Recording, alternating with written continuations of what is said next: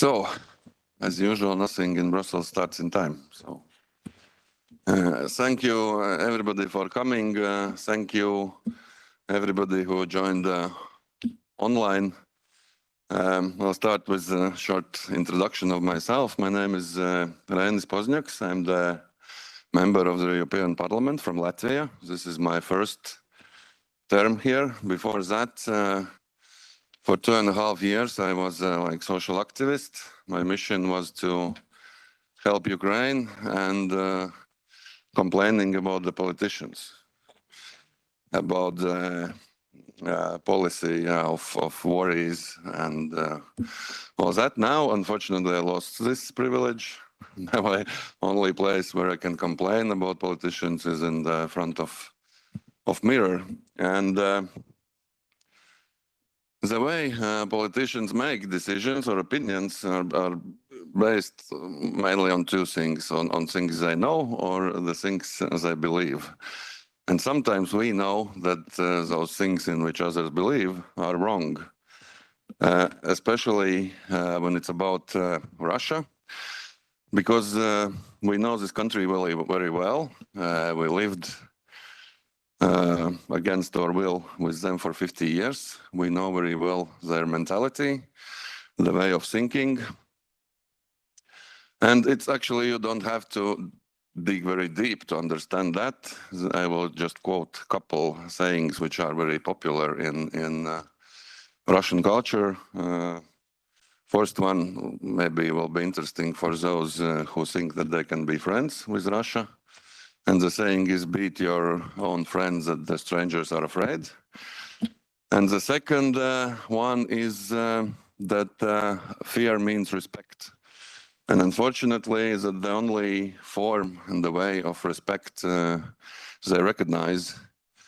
So we have only one way, basically, if we want to survive, I would say, is just become strong. And as a couple of days ago, Secretary General of NATO visited this building, and he said that if we will not become strong, that Europeans will have to learn Russian or move to New Zealand. But I just want to add that those will be the very lucky ones. Those who will be a bit less lucky will maybe will have to move to some city in Siberia. Or even worse. And we know that we went through that already. And the same did Ukrainians. And Ukrainians are doing it again. They're living through this again. So we can see that in 80 years, nothing has changed. On the background, on the screen, you can see the one day in Ukraine with air alarms. So that's their normal day, every day. And of course, there is a lot of talks that becoming strong cost a lot of money. It's very expensive. We have a lot of social needs also. But today I want that we talk about how expensive will be to being weak. And we have a great example, and till this moment, Ukrainians are paying for that. But if we will not act, that probably it could be us also. And so again, thank you everybody for coming. Thank you, our honorable speakers. And I will give the floor to my colleague, Vice President of European Parliament, Robert Zīle.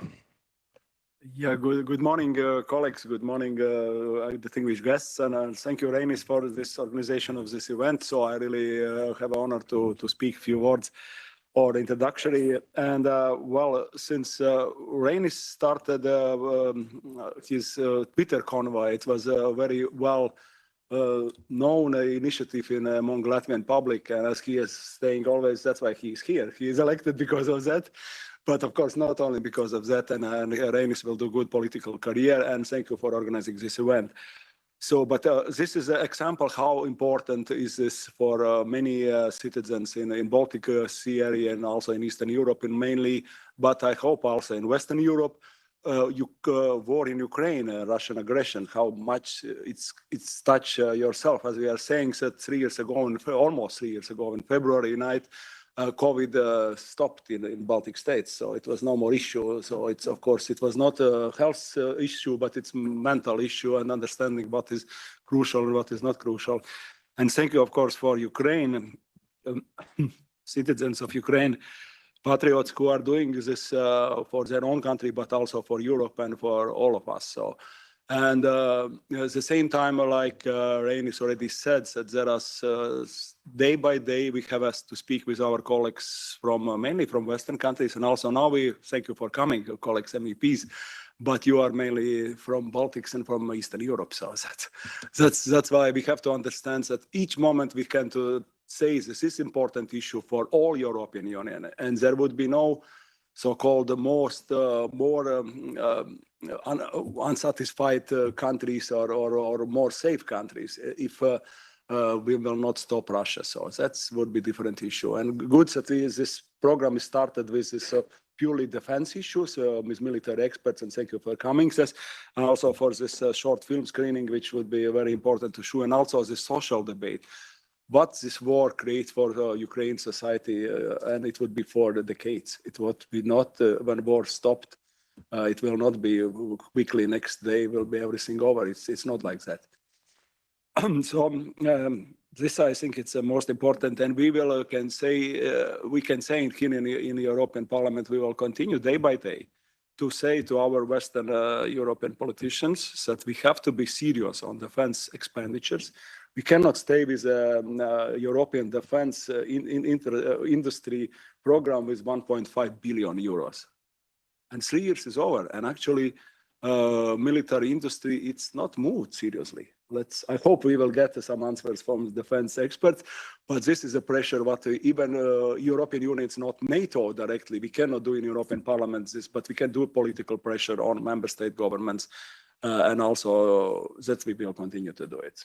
Good luck, and thank you for organizing Reinis, and thank you for coming to our experts. We are looking forward to hear you.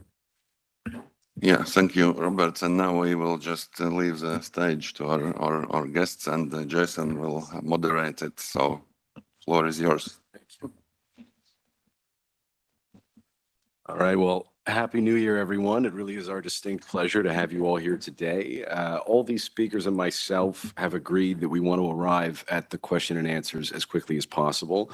So for today's panel, each speaker will have a tight 2.5 minutes for their remarks so we can move swiftly into engagement with our distinguished audience here today and online.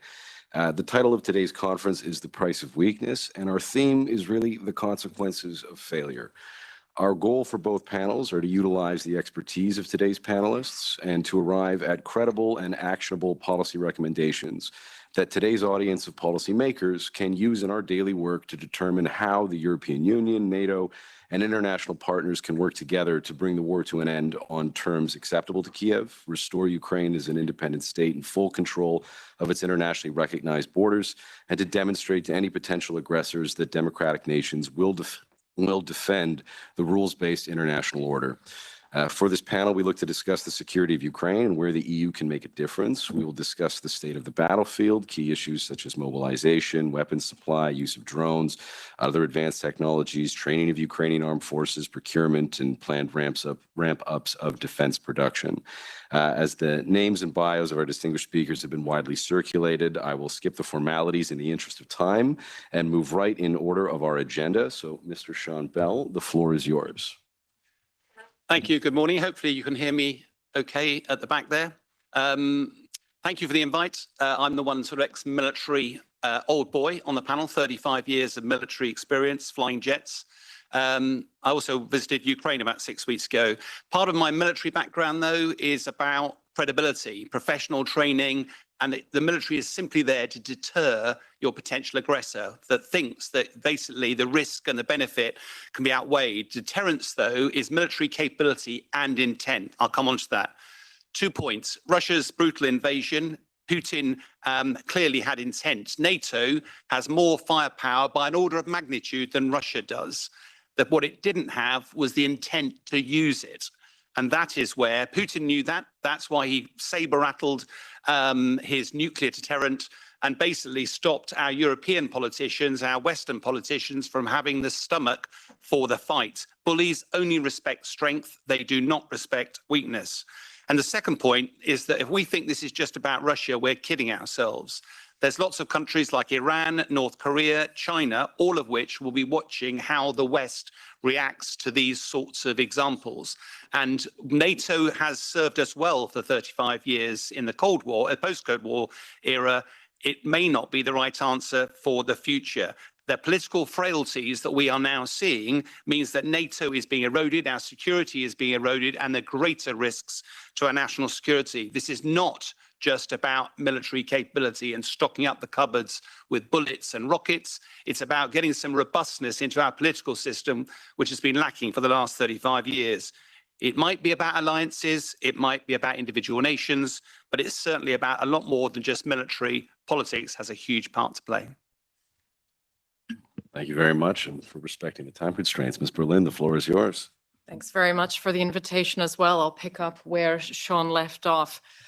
He's absolutely right. My background is in the foreign policy and private sector side. I've been living and working in Africa, Asia, Middle East, North America, and Europe for the past 15, 20 years, working in diverse sectors.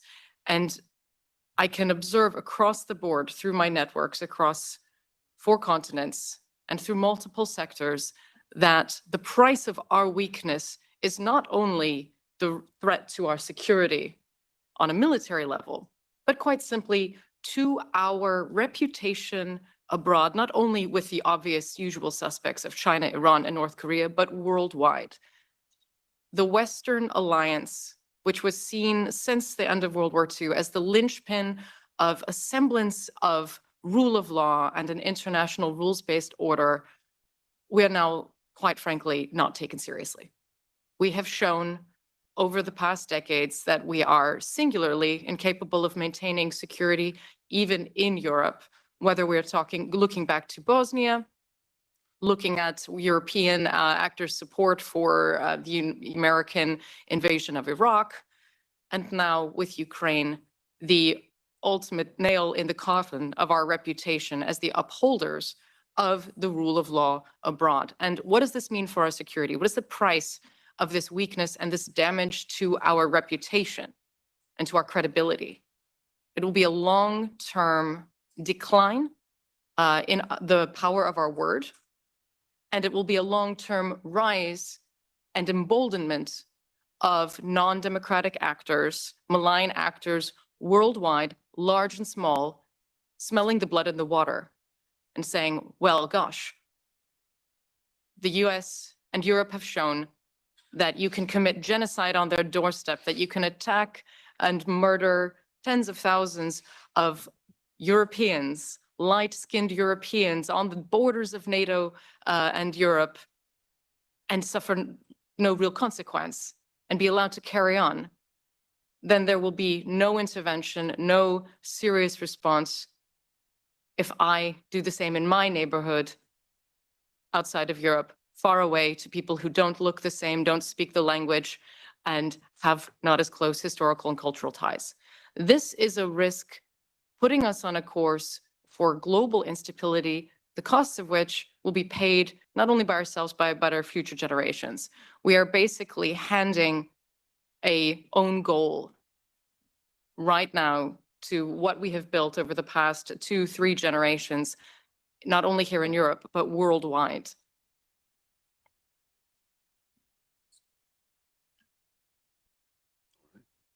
Thank you very much for your intervention. Roman, the floor is yours. Thank you so much. For the brevity, I actually wrote some notes, so I will read. But I wanted to open up with the 3 points. The first one is that I wanted to explain why Ukraine was able to withstand the Russian aggression in the first place for the past 3 years. Now, the world leaders were expecting Ukraine to fold in 3 days. We've heard those conversations.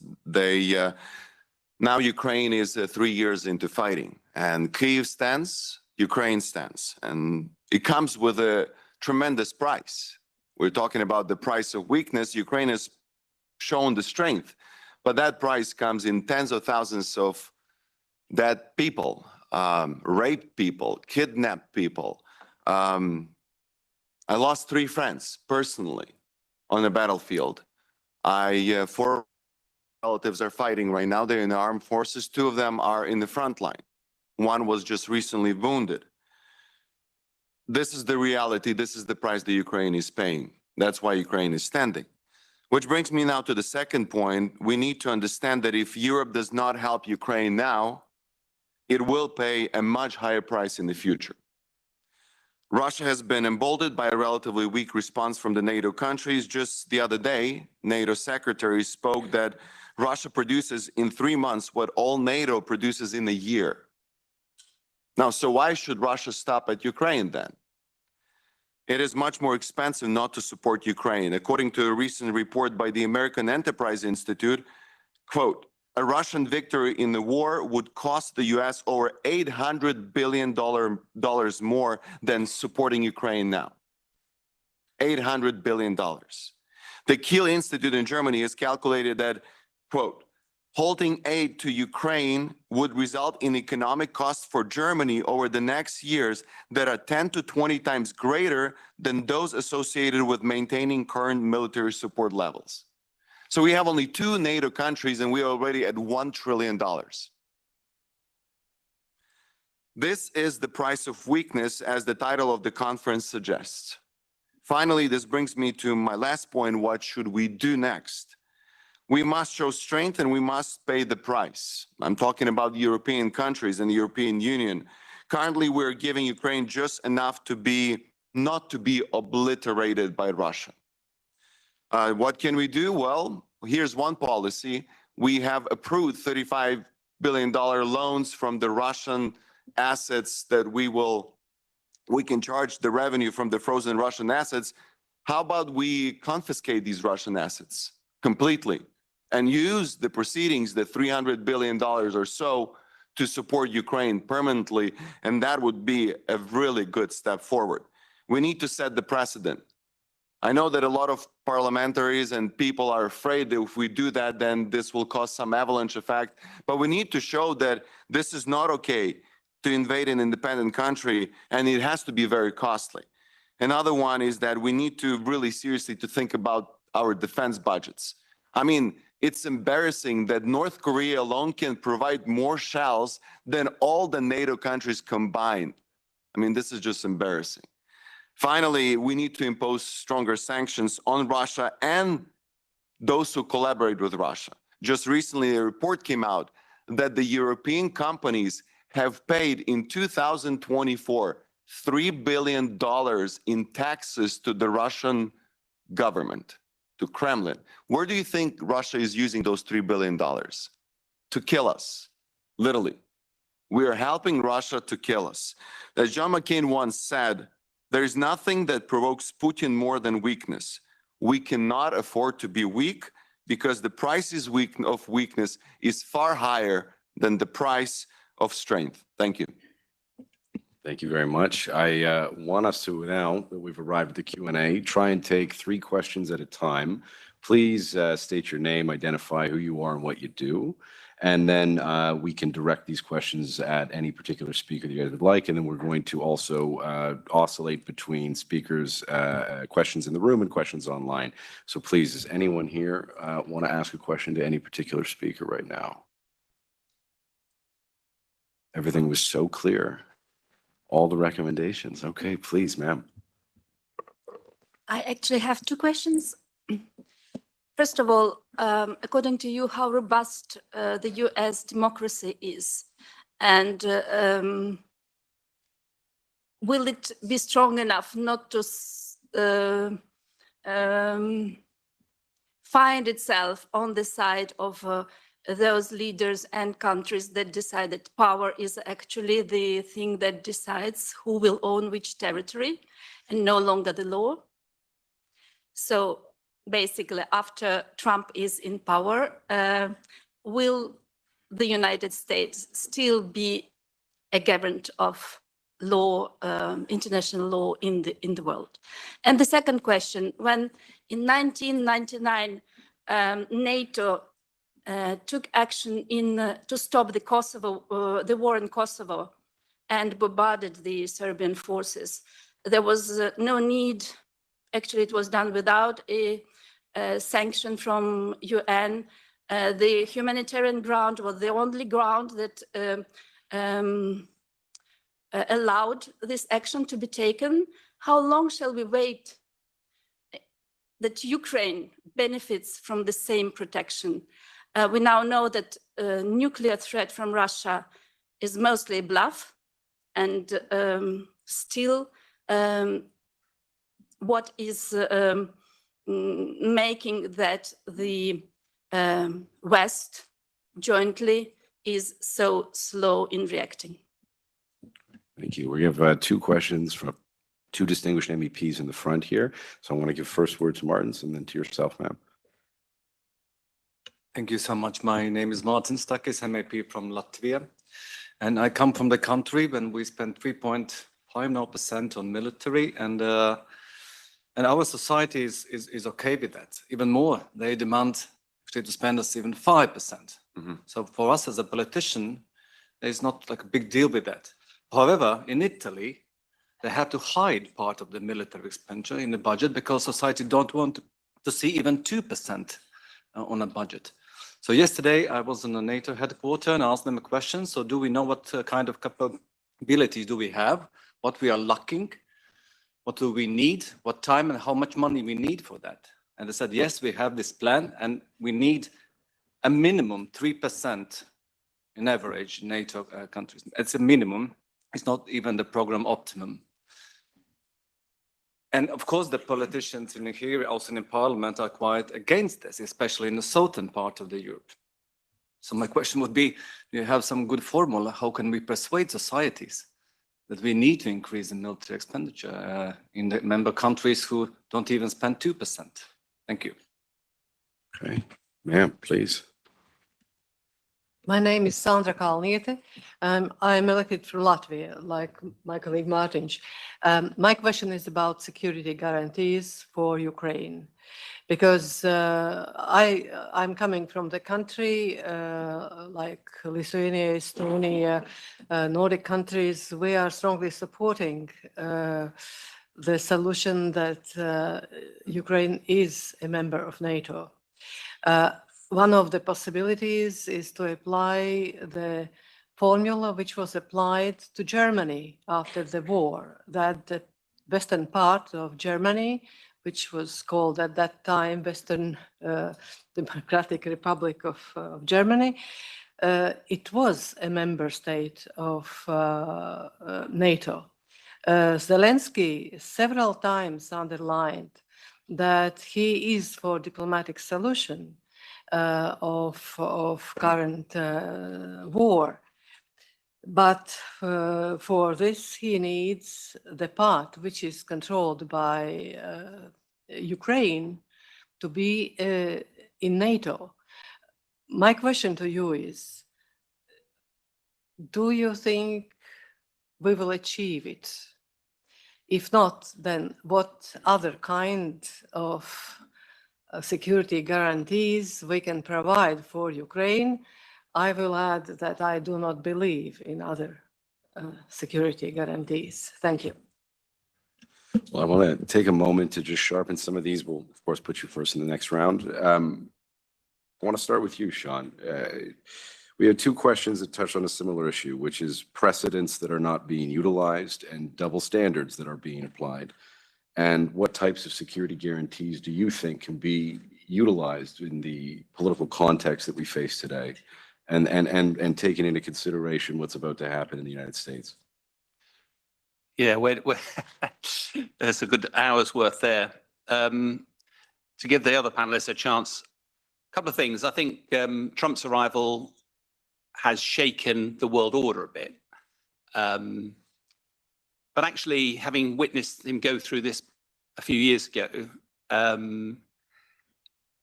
let's take NATO as an example. Is it right that America spends 4% of its GDP on defense and provides security for the rest of the world? No. And there has been agreement for NATO countries to get to 2%, and there are still a handful of countries, including Canada, including Italy, that still are not spending their money. If I was Trump, I'd be angry about that, and I'd be using everything possible in my inventory to correct that.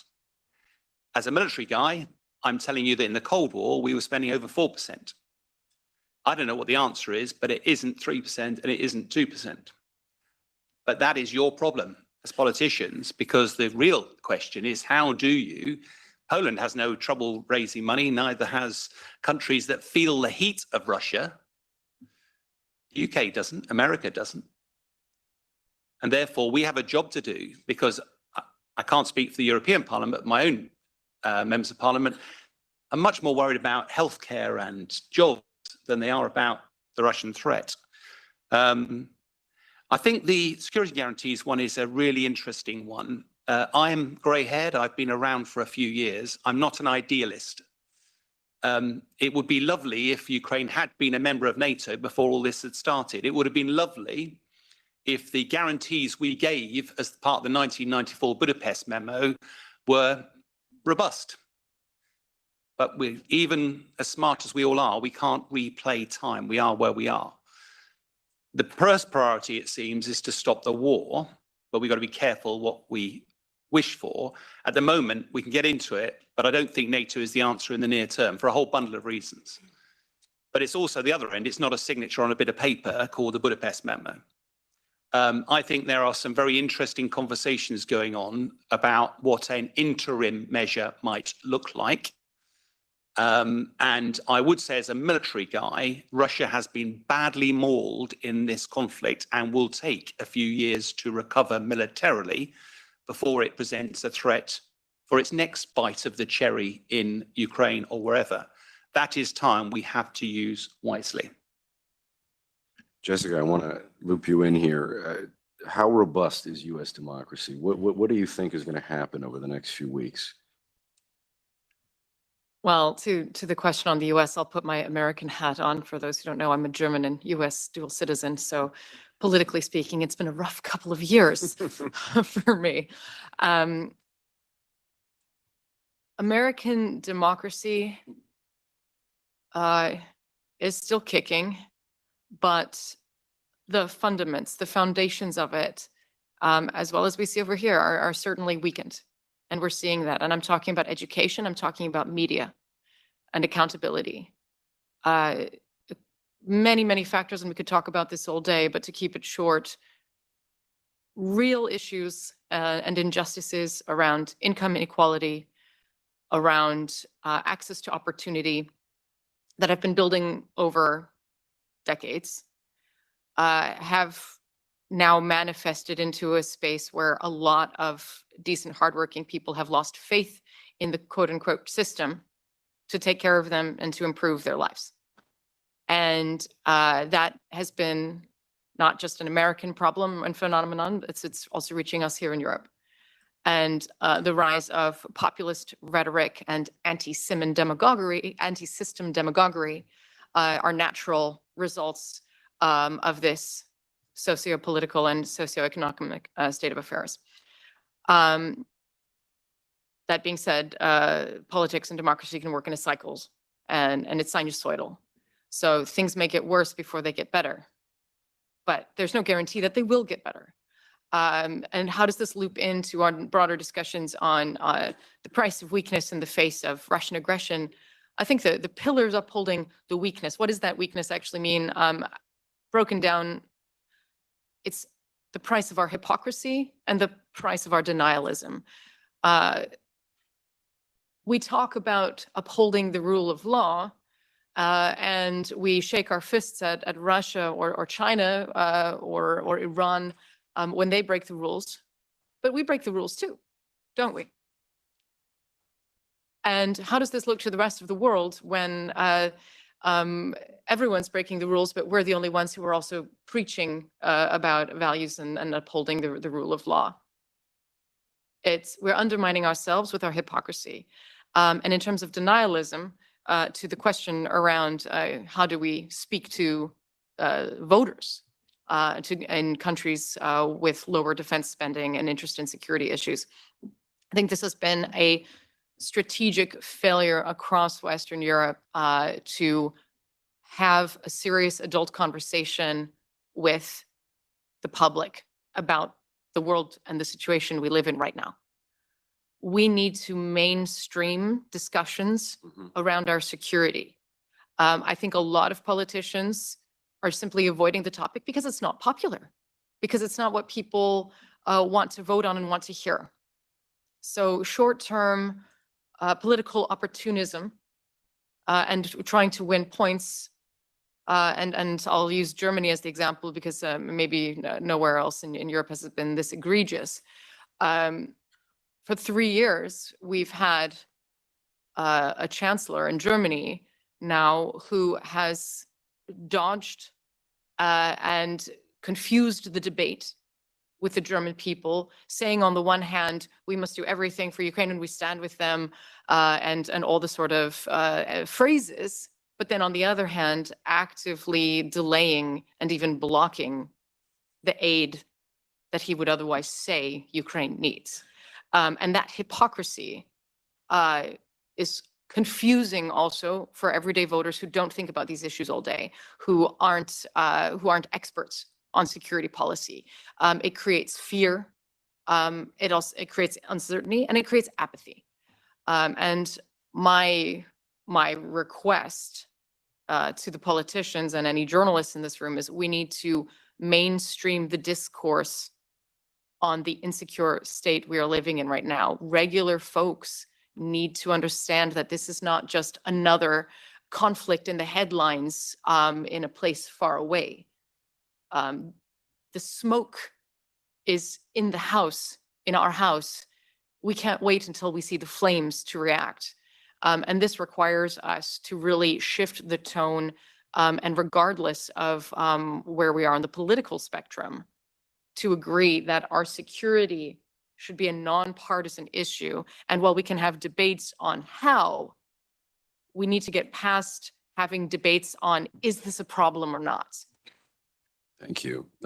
Before we go to the next round, Roman, I just want to loop you into this because you gave a pretty insightful presentation of some relevant statistics, and you're a professor of economics. But on this topic of persuading voters and security guarantees, I mean, what economic arguments do you think have not been made and should be made to aid this? Because this is definitely one of the biggest problems that we're faced with. Yeah, so I think the framing is incredibly important. I'm a behavioral economist, so this is what we do. We frame specific scenarios and deliver messages to the public so that the public reacts to them. I think that's a very important issue that has been overlooked. I mean, maybe another response, which more of a joke, but if you've seen recently, The Economist published a very interesting correlation. The closer you are to Russia, the more percentage you spend on defense.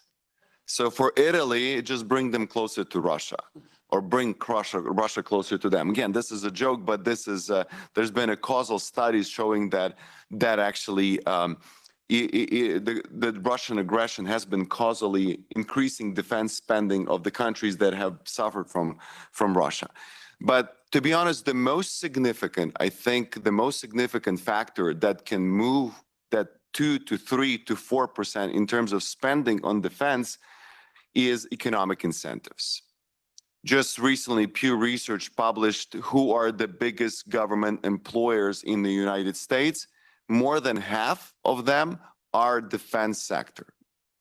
There is a veteran base, then there is Navy, Air Force, Army, and more than half of those employers come from defense sector. And that's where the money is. You make money, you create incentives, you have tax breaks, and so on and so forth. You create legislation that motivates, and as a result, you have the US, that's already one of the biggest countries in the world, spends one of the biggest percentages on defense because the system has been created such a way. So that would be my response. Thank you. We're going to turn it over to another round of Q&A. I mean, we had a lady up here. We're going to go for Mr. Richard Coles and yourself, sir. Please, ma'am. Yeah, thank you very much for giving me the floor. I am interpreter here at the European Parliament. My question is, how do you see the future development scenarios possible, seeing what is happening and for at least near future? So what would be the near future as you see it? Thank you. Mr. Coles. Yes, thank you. I will pick up Richard Coles, the MEP from Latvia, from the ECR. I will just pick up on what you mentioned. It's not actually a joke. It's actually a fact. Somebody put together the chart where the 2023 EU member states, how much they have contributed to defense expenditure. That is a one line. Of course, the dominating, reaching 3 and above is the Baltics, Scandinavian countries, Poland. And then, you know, the rest, Spain, well, not even Spain, Portugal, Ireland is on the top. And that is the defense expenditure. But then it's the distance from Moscow. And it's a clear coloration. It's not a joke. It's actually a fact. And why I'm raising this is that I'm looking here as well. The front line, the frontier, again, it seems the same. Central Eastern European countries, MEPs. I don't see, and I hope I'm mistaken, but I don't see MEPs from Spain. I don't see MEPs from Portugal, from Greece, from Italy in this room here. I mean, I'm a provocative guy, in a good sense provocative. We should actually in the future organize similar events, putting the title, the security dimension in Sahel and Northern Africa. You will see it will be dominated by MEPs from Greece, from Italy, from Spain. But then when everybody's in the room, we change, well, there's a slight change of the agenda. We're going to speak actually on Eastern frontier, on Russia's aggression and so on. This is the only way I can see that we can actually engage, because we've been very vocal on these matters, on defense expenditure, not just vocal, but in practice, really putting the money where our mouth is. We are the frontier countries.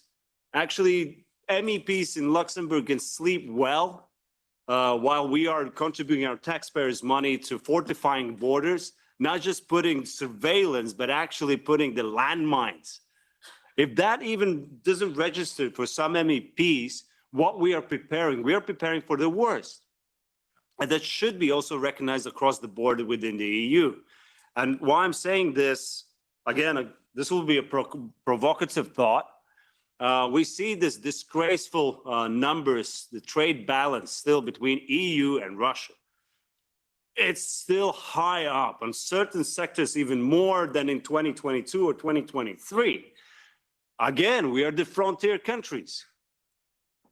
I think at some point we can just close the border.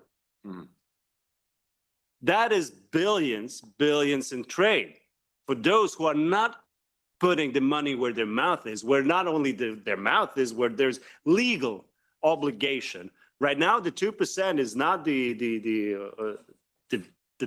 ceiling, it's the very bottom. Absolutely. And with this, I think the problem is to really engage the member states that feel that the war is somewhere far, far away.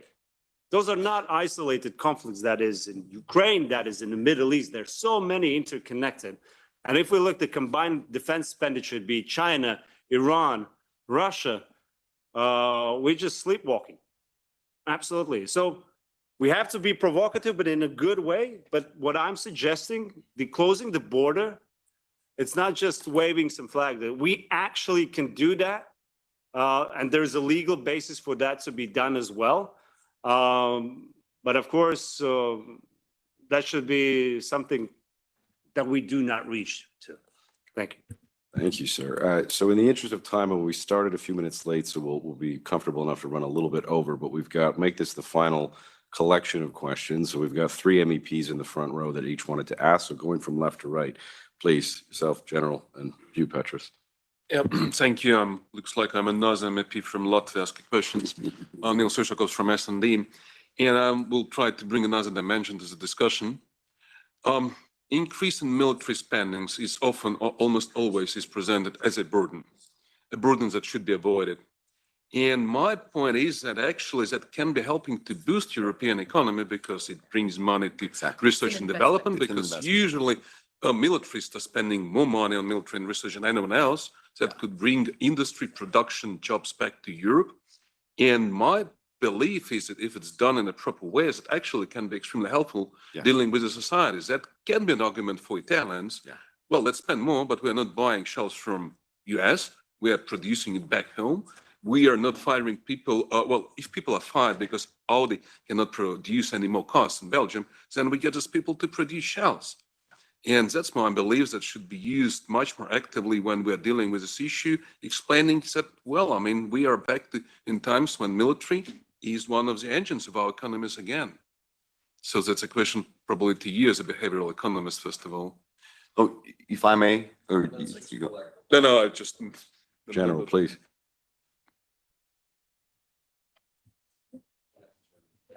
Thank you. I'm Pekka Toveri from Finland, MEP.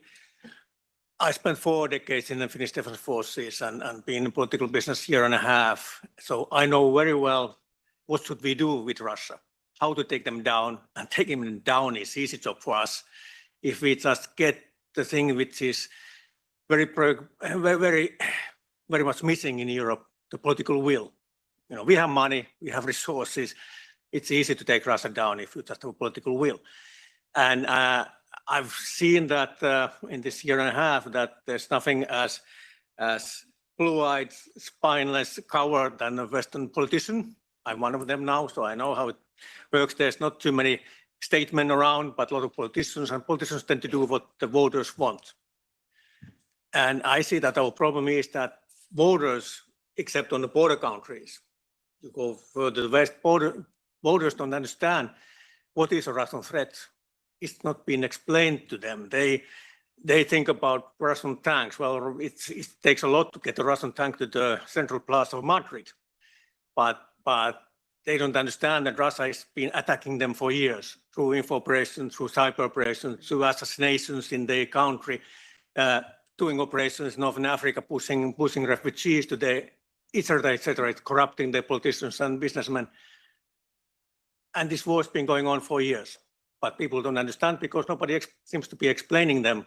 And if the politicians talk, they talk political gibberish who nobody understands what the hell is he talking about. And another problem is that our people are, the security has been outsourced to professionals. We have a general conscription in Finland. We have a population of 5.6 million. We have 900,000 reserves. Every family has somebody who is in reserves or serving. So explaining that we need money for the weapons, it's the easiest job ever. But in Western Europe, it's totally different because it's outsourced. It's less than 1% who has anything to do with the thing. So people don't know. But so how do we get our people to understand the Russian threat? Because if they understand that, plus the Chinese and others, then I think that they put pressure to the politicians, and then politicians nowadays, they don't lead, they follow. They follow what the Galbus said and what social media says to turn that. Thank you. Final question goes to you, Mr. Ostrovicius. Thank you. I do appreciate all your interventions and statements you made. I'm Petras Ostrovicius. I'm coming from Lithuania, same usual suspects. But probably that's a historical destiny for us to explain some reality to our people. It's not easy, it's not automatic. Once I started 2 years ago speaking about some dangers, risks coming from the war against Ukraine, one of my German-speaking colleagues, are you suggesting that my son should go to the war? You know, he's mentally closed. I mean, he doesn't see any possibility. I mean, he doesn't allow himself to raise an issue, a possibility that will be a need for a whole society to defend on what they make their living for long periods of time. Look, indeed, in Western parts of the societies, we are in a state of peace. We shouldn't probably raise a kind of panic and start, going around like crazy. But what should be done? I mean, to move the society, as many colleagues of mine already raised this, to a more, facing reality, recognizing And I have a feeling that without a good movie coming from Hollywood, will be no chance for politicians to move that chair, I mean, to the right part of the room. So we are unable. I mean, so we are warmongers, you know, panic raisers, whatever. I mean, you want, but and this is a very serious issue. Plus, propaganda and disinformation is even coming from this house. Once we have a session and we debate, for example, a resolution about Crimea or support for Ukraine, you can't imagine, I mean, what kind of remarks sometimes we hear from, you know, members of this house. And they are having same status as we be seated in the first row of the seminar. So it's kind of the remark. But my question is to Professor Sheremeta. War is about money, and the Russian budget is stretched. But because of our, you know, very generous contribution in overrunning sanctions, continuing trade with Russia and shadow fleet and Greek oligarchs and the rest, how much you believe the Russian society is able to sustain this kind of a social economic pain, because it's very down situation, I mean, socially speaking, in Russia. But they are unfree people, they are slaves of Putin, we know it. But do you see any boundaries, I mean, of this? Thank you. So before we field the answers, we're going to close at 12 sharp. So in whatever time we have left here, I want to just divide these into three issues, because there were some rather connecting themes. We'll go from left to right. So starting with you, Roman, I mean, how much longer can Russians, ordinary Russians, tolerate the level of economic disparity that seems to be setting in? And in equal measure, this very good question of the spillover effect of a defense industrial ramp up, the knock-on that you will get of economic growth. Yeah, so unfortunately for at least a decade, Russian people are used to poverty, to slavery, and that unfortunately is not going to go away. Even if you run them to literally poverty, they will still believe in propaganda and they will still stand on this. We have, I mean, in the last 300 years, we had 24 wars with Russia, between Ukraine and Russia. 24. As far as the economic incentive, this is a really important question. And that's why I said that in the United States, according to the latest reports, more than half of the government employees are in the defense sector. F-35 planes are produced in every state of the United States. Why? Because the member of parliament, they vote for their states. And they know that that's going to create jobs for their state when they produce F-35. So that has to be a strategic build-up for the industry. It's a technological modernization, the defense industry, the highest R&D, so on and so forth. And I have a director at Lockheed Martin, a friend of mine. He said that they're in the back order for the next 3 years. They're making money, and we have expired so many stockpile of weapons that we don't have anymore. We need to build that up. So it's a no-brainer for me as an economist that this is where we should steer our economy, to build a strong defense sector in European Union and in individual countries. Thank you. Jessica, before you answer, I mean, we had questions connecting lack of political will, which is evident, a fundamental lack of understanding of Russia. And not just Putin and not just the threat of the Kremlin, but a fundamental understanding of Russia. And any recommendations you have to enhance the resilience of society, to prepare for a war footing, because this is where we seem to find ourselves. Yeah. First, just quickly to build on Roman's point, absolutely agree. And for politicians in the room, frame defense spending around job creation and investment in innovation. Rebrand it.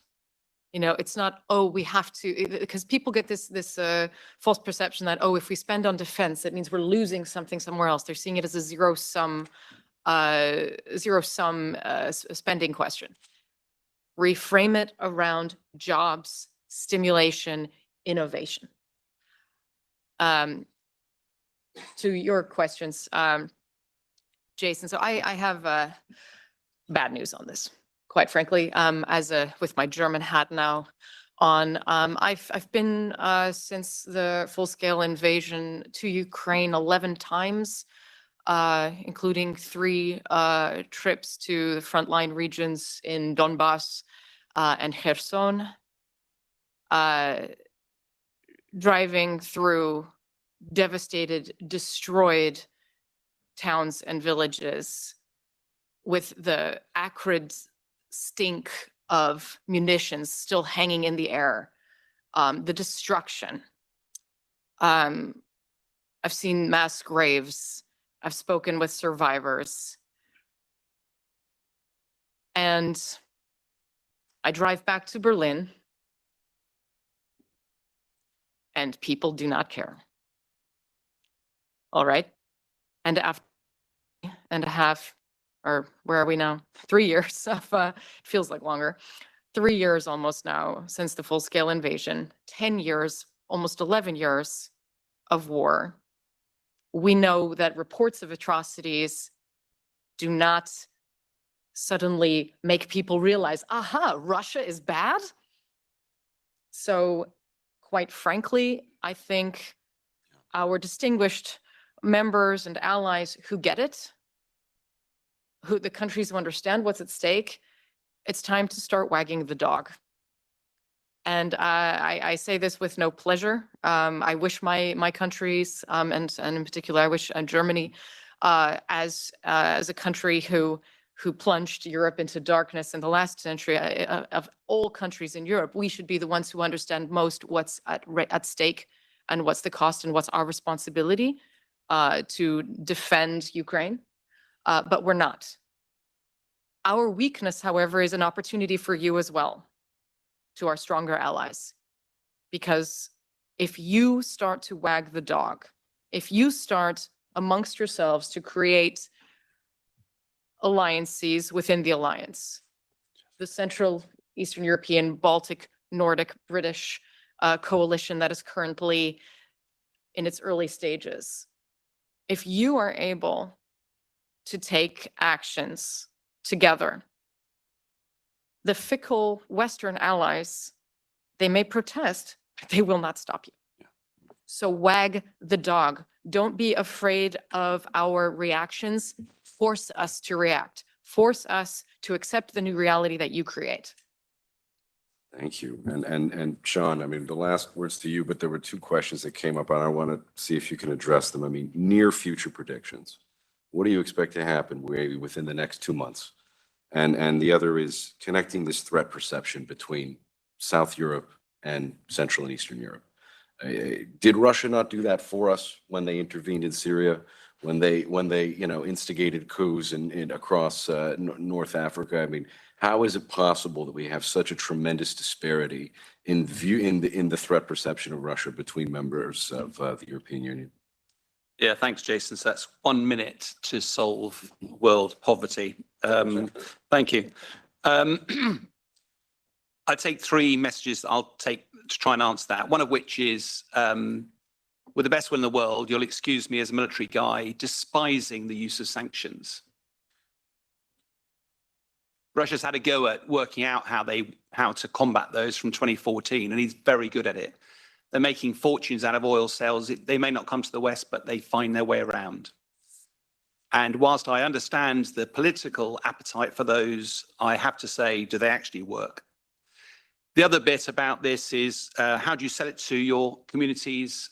I like the idea of selling this prosperity, but as a military warthog, remember that we as a society looked at World War I and World War II. Millions of people died. And we said, that's not the way we're going to fight war in the future. We're going to use technology. Technology costs money. If you don't want to spend that money, then effectively you become where our reaction is going to be to go back to World War I and II, which is exactly what Russia is doing, millions of people, casualties. Is that really what our societies want to see? Are we really going to ignore the lessons?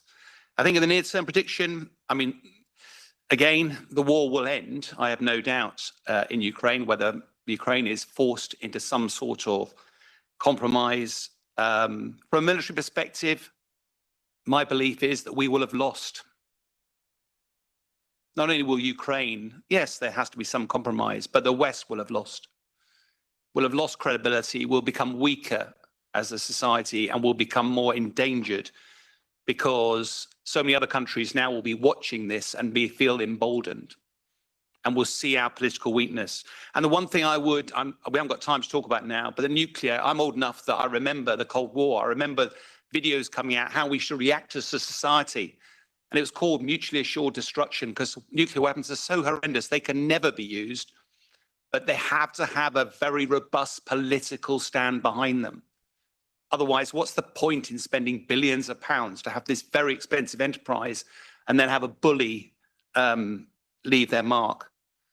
And I think we'll end up reaping the implications of that for decades to come unless we learn the clear lessons from this. And that is the one takeaway I would give this hugely august body, is that if this isn't a game changer for the way that politicians work, not only national but international, I think this is a massive wake-up call, because the future, frankly, is looking very worrying if we don't get our act together and start recognizing that our strength is in alliances. That isn't just military, that's political as well. Thank you. Please join me in a round of applause for our distinguished speakers. Thank you so much.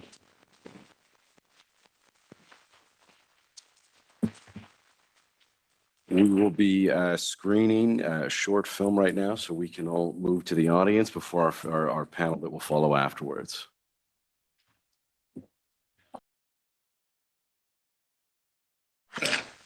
Okay, everyone, please take your seats. We're going to begin here. I want to take a moment to introduce the esteemed activist and film producer, Jessica, who's going to say a few words, Julia, about today's short film.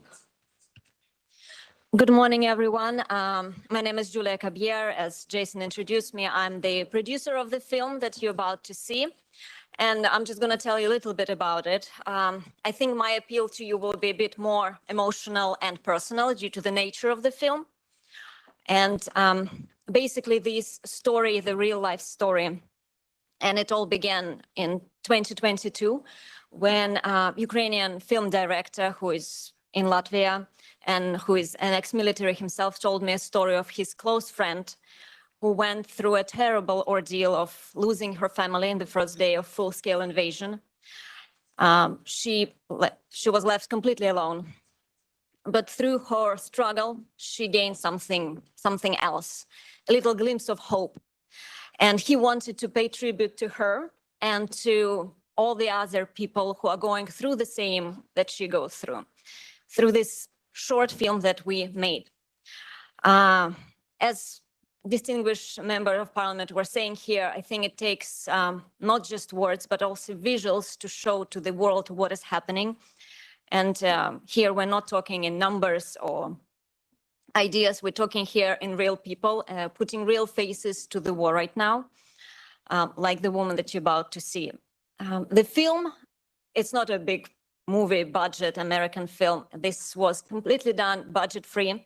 It was filmed in Latvia. All of the people that were filmed were actually refugees from Ukraine, and they were bringing their own personal experience, their personal hurt and pain to the film. What they wanted from this film is to support one another, to show Ukrainians can support Ukrainians. However, what we gained through filming this film in 2 weeks is that it's not only Ukrainians that have hope for the victory. It's Latvians, it's Poles, it's Estonians, it's Finns, it's everyone. Living in Latvia myself and being Polish descent, I can say that it's not just Ukrainians who want this victory, it's all of us. And my appeal to all of you decision makers here is to remember that only unity can prevail against the evil that Russia possesses towards all of us. And only being strong and united and not giving in to the threats can we actually uphold the security of European Union. And with this said, I think we can begin watching.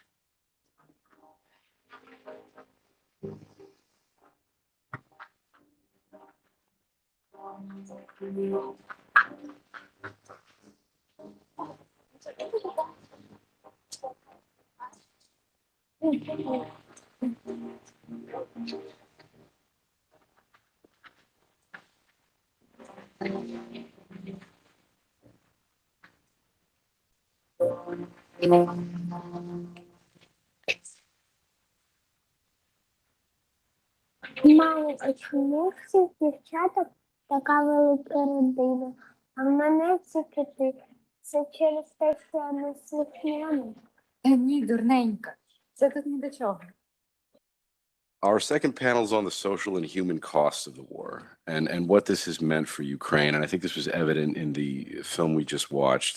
As the same rules of speed apply to this panel, along with our desire to engage the audience as much as possible, I want to take a brief moment to refocus and concentrate our panel on the theme of today's conference, which is the price of weakness. For the Ukrainian people, there really can be no peace without justice, no cessation of hostilities without restoring deterrence, and no hope for a bright future for Ukraine without a future in the EU and NATO. Today's distinguished panelists will discuss these issues in detail, once more in the hopes of arriving at actionable policy recommendations for today's audience. There has been an unfortunate cancellation from the former president of Latvia. She will not be able to join us online. However, we do have two distinguished speakers joining online. And without further delay, I want to take a brief moment to introduce Mr. Andreas Kleiser, Director of Policy from the International Commission on Missing Persons. We also have MEP Reinis Pozņaks. And Mr. Diersu, co-founder of OSINT for Ukraine, and Ms. Alexandra Matvichuk, who is a Ukrainian human rights lawyer and chair for the Center of Civil Liberties. Mr. Kleiser, we'd like to give you the first word, sir.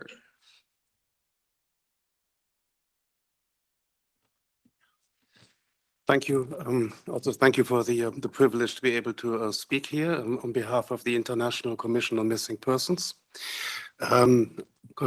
abbreviated as ICMP and familiar to some of you. ICMP is an intergovernmental organization. It is based in The Hague.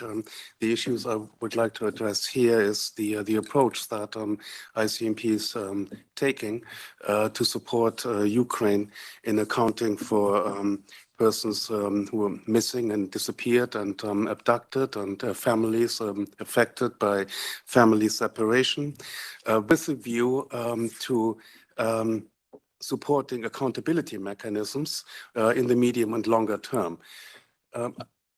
If I have permission, I would continue to provide some background on this. ICMP has concluded agreements with the Office of the Prosecutor General of Ukraine, the National Police of Ukraine, the Ministry of the Interior, the Ministry of Health, and the Ukrainian Commissioner on Persons Missing under Special Circumstances, and has in this manner created a network through which effective processes to investigate disappearances and persons missing can be addressed.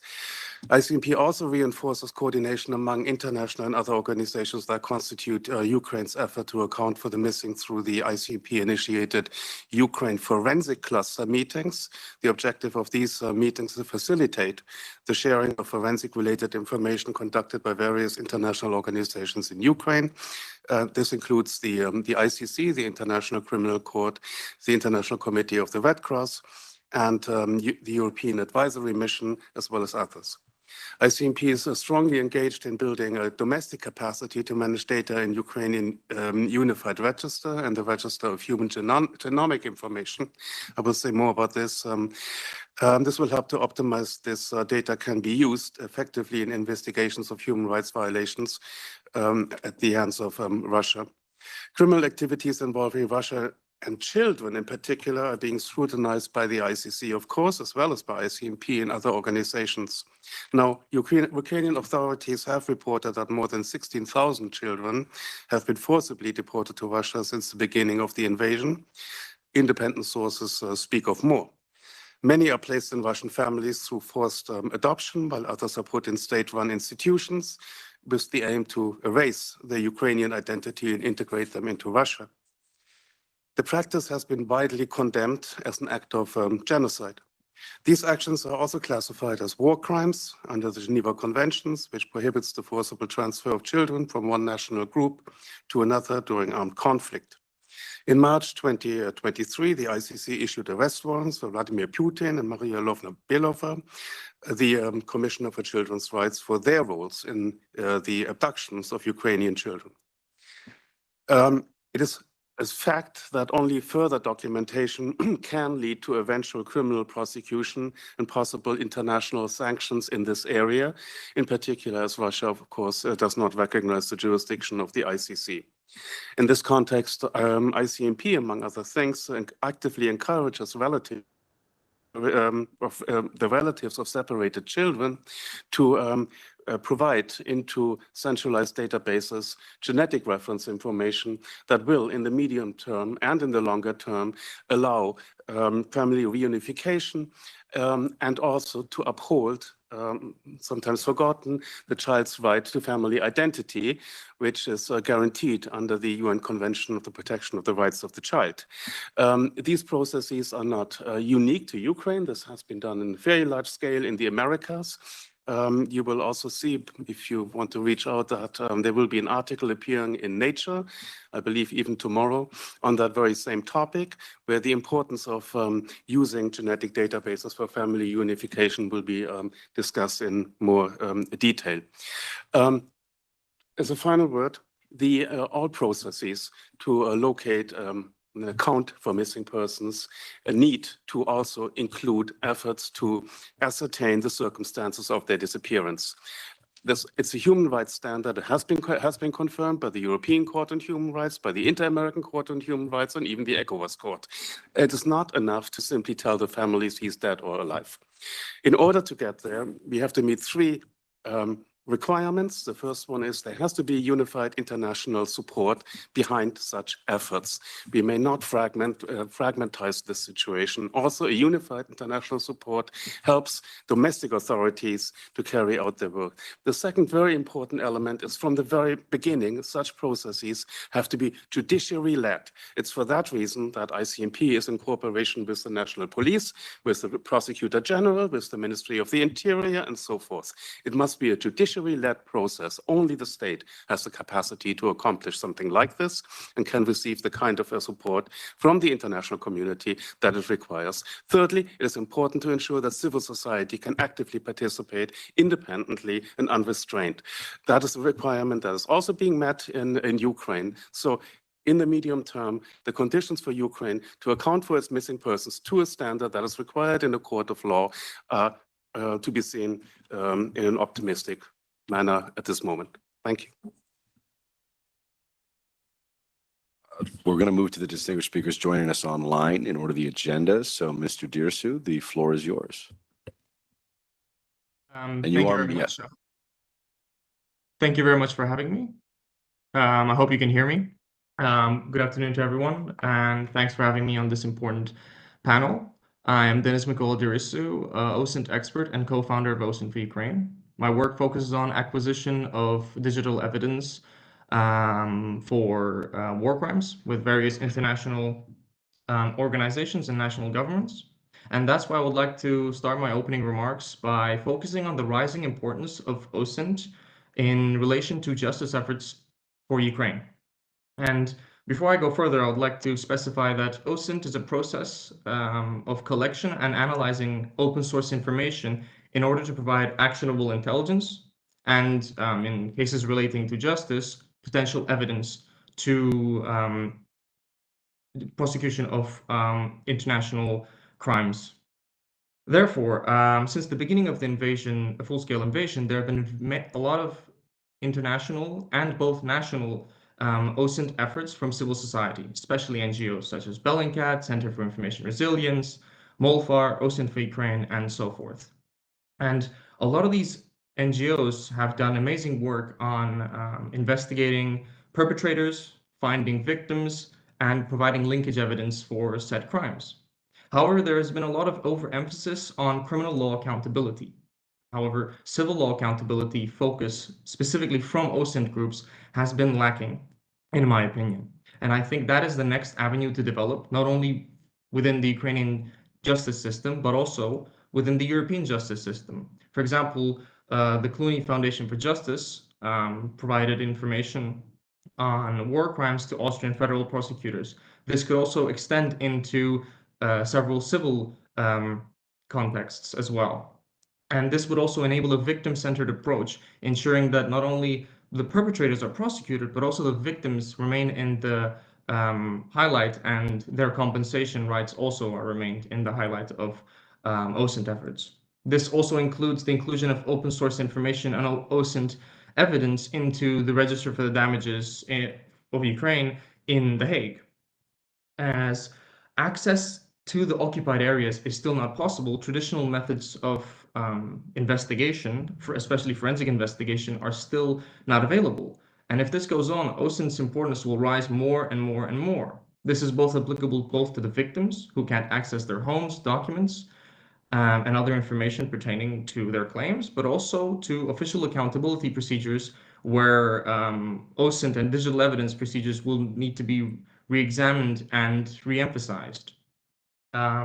Lastly, I would like to mention as my closing remarks that there also must be unity in Europe going after the middle management perpetrators of these crimes. For example, the illegal transfer scheme perpetrated by Putin and Ms. Belova-Lvova, they're not the only people doing this. They have their middle management employees who are not only there in the policy making, but also in the implementation. They are the bridge that turns policy into action, turns policy into crimes, and therefore an approach specifically going after them must be taken. Thank you very much. Thank you for your remarks. Ms. Matvichuk, please, the floor is yours. Thank you very much for providing me a floor. I'm a human rights lawyer, and I'm documenting war crimes in this war which Russia has launched against Ukraine 11 years ago. When large-scale war started, we united our efforts with dozens of organizations from different regions. We built a national network of local documentators and covered the whole country, including the occupied territories. And only for these 3 years of the large-scale war, we jointly documented more than 80,000 episodes of war crimes. And 80,000 episodes, it's a huge amount, but still just a tip of iceberg.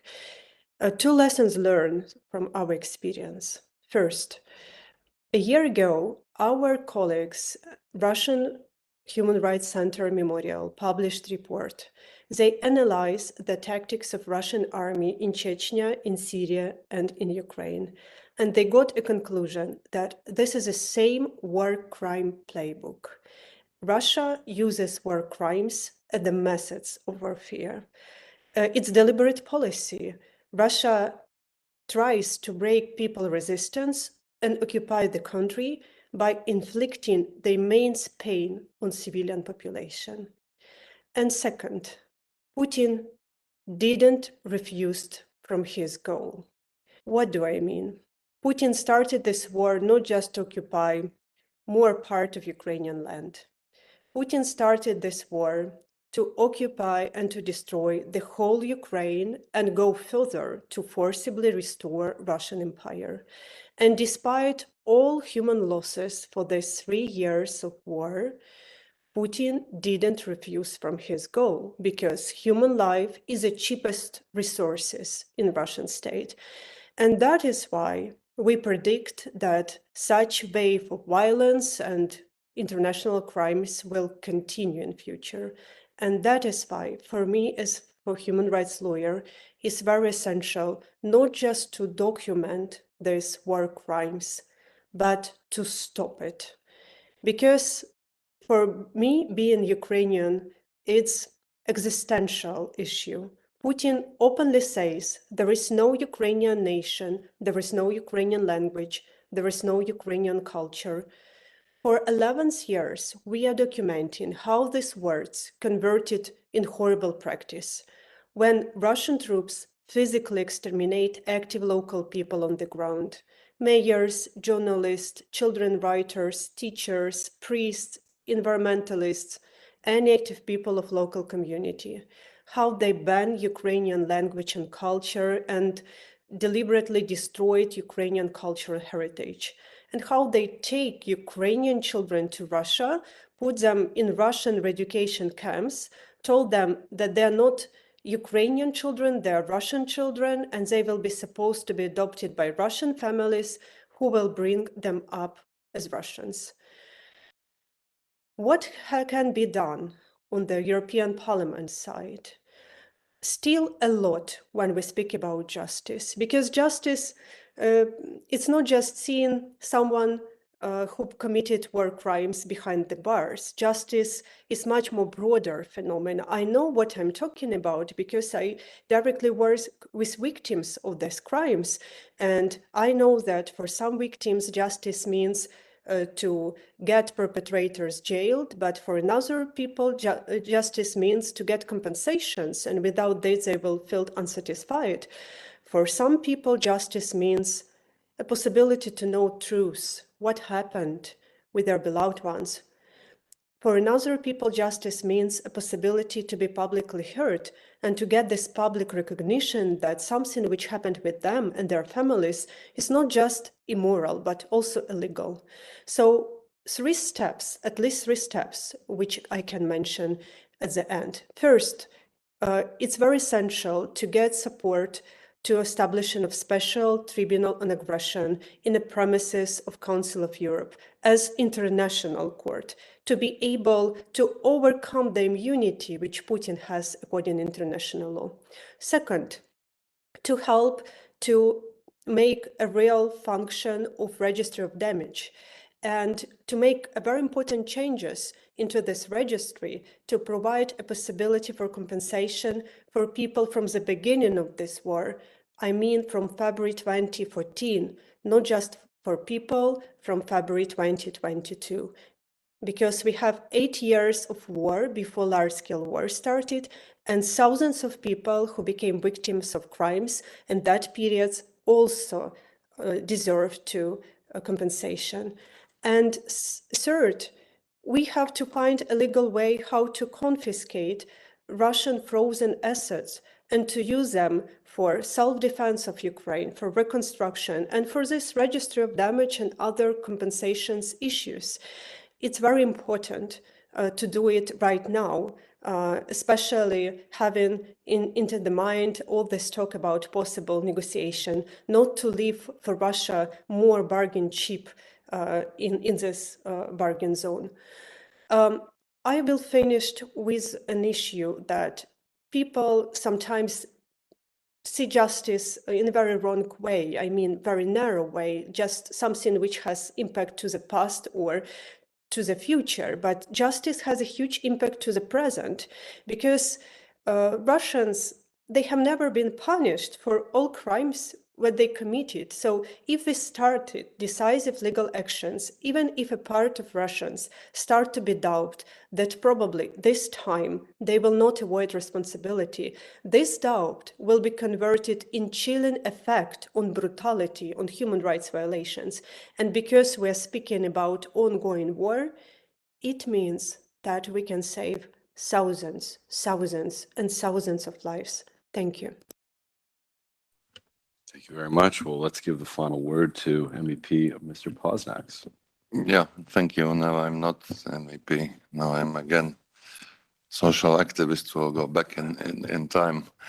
Yeah, it's but it's actually very, very interesting about it's not new times only for politicians and new discoveries for politicians. I lived for all my life, and I was convinced that if there will be any war, that it will be like super precise weapons, and we will just watch on TV, and the militaries will do their thing. But obviously now we realize that doesn't work.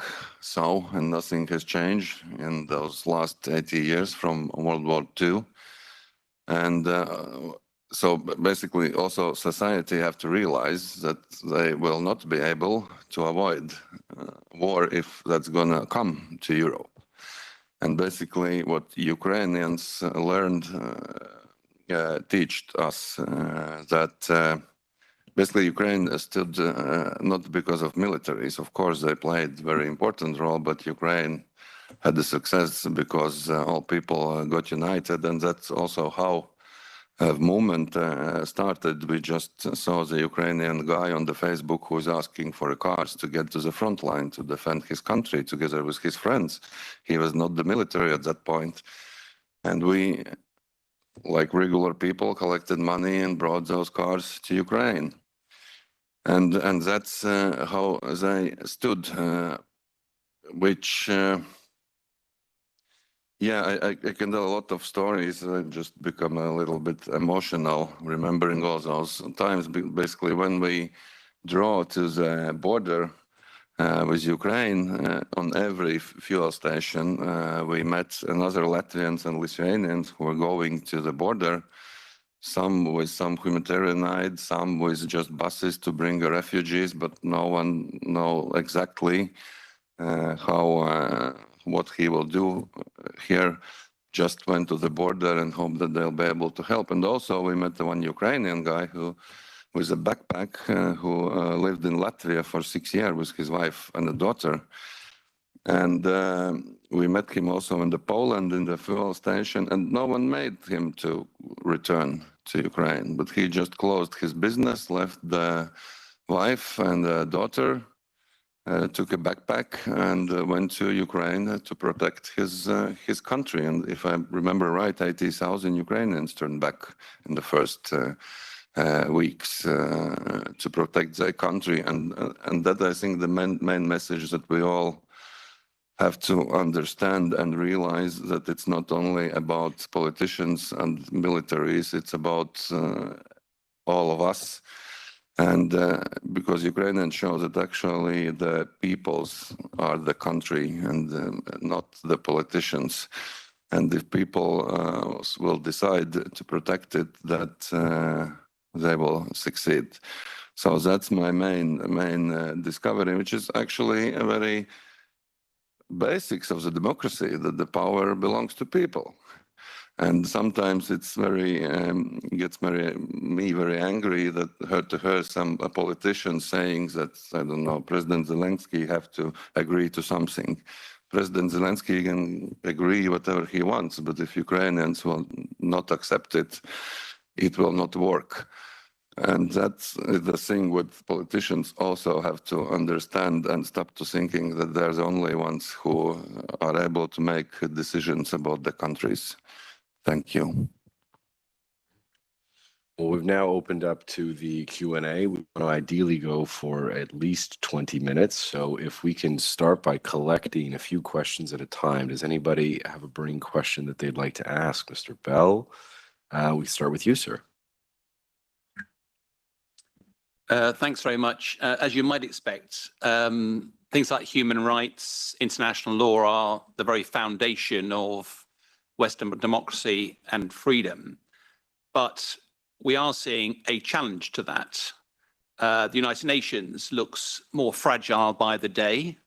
The United Nations Security Council, particularly, with members doing one thing despite having voted for a complete another. International Criminal Court has probably lost some gravitas over the years, and even NATO. And with a shift, I'm not talking extreme now, but a shift towards national priorities rather than alliances. Make America great again, Russia, make Russia great again, the rise of a sort of axis of evil, you know, Iran and the like. I wonder how, it's lovely to talk about human rights, but how do we balance national priorities with international obligations? And how do we actually ensure the survival of Western values if we're not able to do it in an effective collective? Thank you. We had a question from you, sir. Hello, Carl Hilbrick, co-producer of the film we've just watched. My question pertains to whether there is an appetite within the European Parliament to preclude any potential settlement situation that we end up in, to preclude some of these human rights violations from being traded.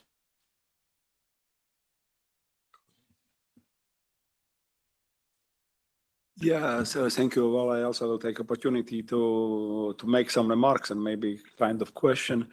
This very good that this social debate is at the end of this event today. So, and it shows also some not only this military and geopolitical issues, but more human issues and nation issues.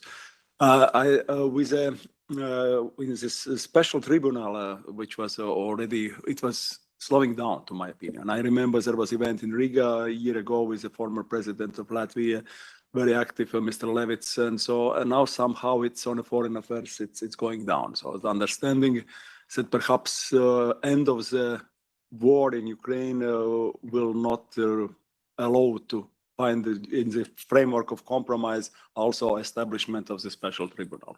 But it's good that you are in ICC are doing, and also in a NGOs level, so this still keeping. We will do in political as well, but as I told, I think it's going away. And why? Because I think Soviets and Russians later on, that's the same Russian Empire, but in Soviet Union, they understood they made the mistakes during the Soviet times. They did destroy families. And that's why in Latvia, and Estonia, Lithuania, we kept our nationality and our memories of our independence and state through the families. And that's why kids were growing even around was a communist ideology. And we were very quickly were able in the 2 generations since occupation, we were very quickly to adapt to independence. That's why they would like to destroy Ukraine in case, not to allow. That's why adaptation of children and making this Russians. And that's why I think the key task is whatever would be the compromise at the end of the war with the losing perhaps of territories, the most important is to keep Ukraine a nation, culture, language. And I think it will be not easy task. And also the former soldiers, injured soldiers, destroyed families like it used to be after Second World War, even in Japan soldiers, that was after Second World War. You have to find some kind of compromise with them who worked, and to be very polite and to find the best, how to say, harmony in the Ukraine, whatever would be the borders, but the most important nation inside. So on culture, I don't know how, maybe you have some ideas, how it could be done, whatever would be this formal geopolitical compromise. Thank you. So I will try to start with our distinguished speakers online, and we'll take these in the reverse order, perhaps. This question of ensuring the integrity of the Ukrainian nation, that the identity isn't erased, that in Russia's total war effort, that they are still not able to kill this concept of a Ukrainian identity. Alexandra, what do you think about this, and how to ensure this aspect of accountability for the inevitable special tribunal or any kind of trials that are designed to hold Russian war criminals to account? Thank you very much for all your questions. I will try to briefly touch all of them. First, we happen to live in a very turbulent time. I don't know how historians in future will call it, but the world order, which is based on UN Charter and international law, is collapsing before our eyes. The work of Security Council is paralyzed. We see attacks to International Criminal Court. We see problems with human rights mandates inside international organization, and it's not coincident. It's a deliberate policy. We see how Russia, North Korea, China, Iran, and other authoritarian countries, they try to break this international order and to impose another one instead. And these countries are very different. I mean, regimes which captured powers in these countries can be different, but they have one very important similar feature. They have the same idea what a human being is. They see people as object of control. They deny people in their rights and freedom. And this is a new world order which they want to impose. And that is why for Russia and for its authoritarian alliance, Ukraine is not a goal. Ukraine is a tool how to break this world order and to impose another one instead. And I don't know how to find a balance between different national interests in this very turbulent historical times, but what I'm sure that in times of crisis, we need a true leadership. We need political decisions which is based not just on national, but can express a human interest.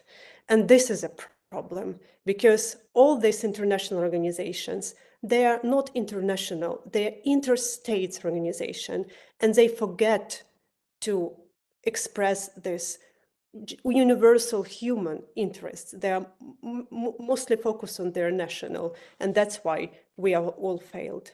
Second thing which I want to mention, I see that with the question of the special tribunal and all other problems which we as a human rights lawyers faced in order to provide justice for hundreds of thousands of people affected by this war, we see more global issue.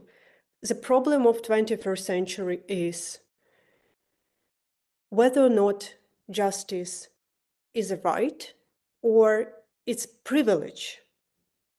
Whether or not justice is privilege of winners, which mean of force, of more stronger side. Because if yes, for what we have all this international architecture and all these international agreements and treaties, it doesn't matter. If no, why we are waiting? Why we are waiting to how and when this war ends?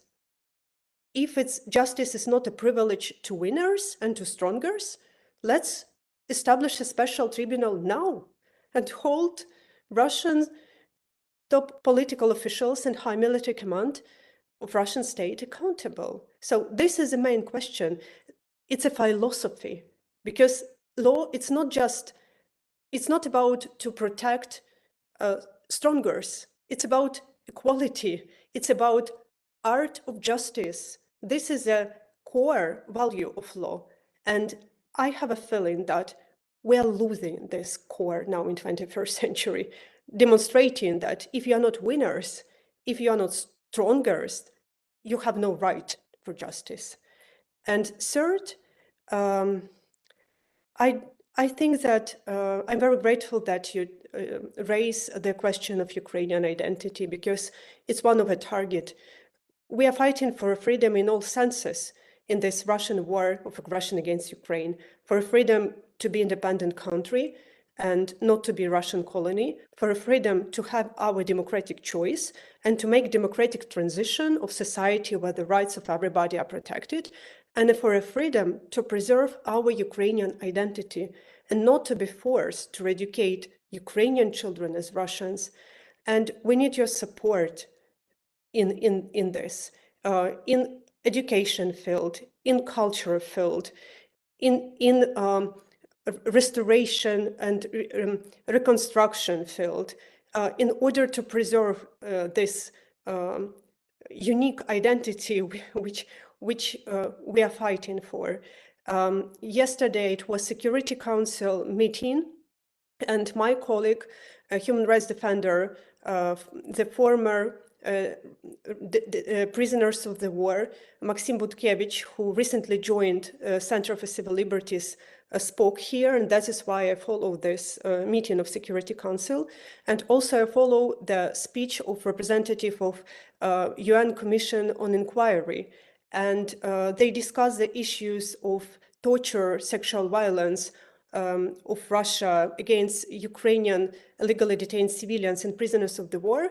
And they particularly mention that people who don't speak fluent Russians are tortured more severely. So even from this side, we see this attack to Ukrainian identity, and I have no clear answer how to preserve it in a time of large-scale war which has genocidal intent.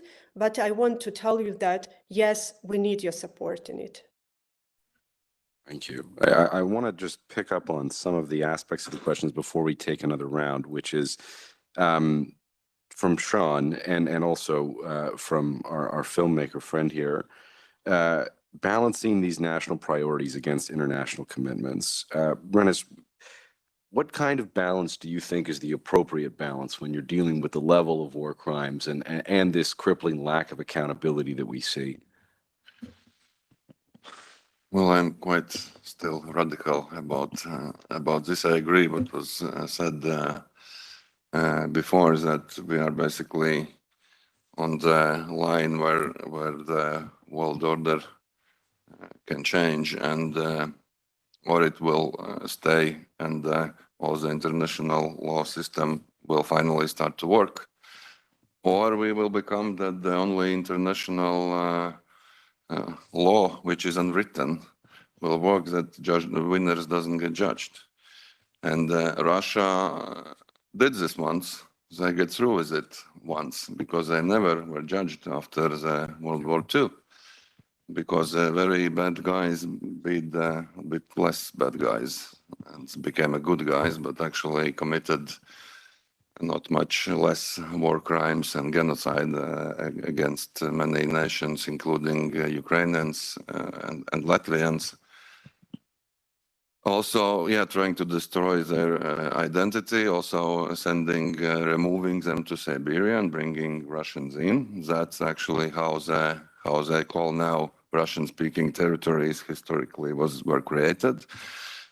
And they got away with it once, and now they hope that they will get away with this again. But I am quite scared to imagine how we can live in that kind of world when the only law what works is that winner doesn't get judged. Guys, I want to put the same question towards you. I mean, this issue of ensuring accountability. What are your thoughts? I mean, given the work that you do on a daily basis and your engagement with Ukraine, what kind of recommendations can MEPs take on board in their work to ensure that there's accountability for the war crimes?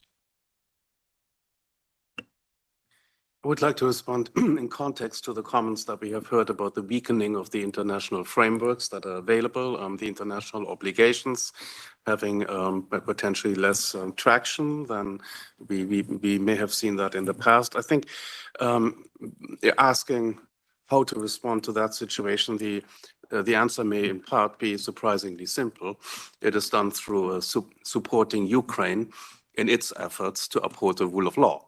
And that, of course, can be done in a very practical manner, as my organization tries to do, as others try to do that work on the ground, and see how the judicial institutions of Ukraine are very committed to upholding the very standards their ambitions depend upon, and that is upholding human rights and to act by rule of law standards. I mean, Ukraine has even a bit of a very strongly legal-based approach to all of this, and there's great benefit in supporting this. I mean, to look at the laws of Ukraine, to work very much within the legal context, to reinforce the existing and sometimes to improve the existing legal framework. Now, that also then will provide the basis for future accountability processes. Whether this will happen for some time in absentia, as is the case, for instance, with the Netherlands on MH17, where we had rulings in absentia, that is fine. But nonetheless, today we will speak about Russia being responsible for having downed MH17. It's no longer just speaking of being shot down by a Russian missile.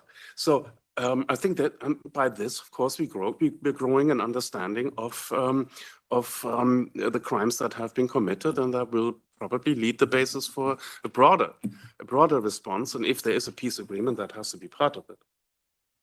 Thank you.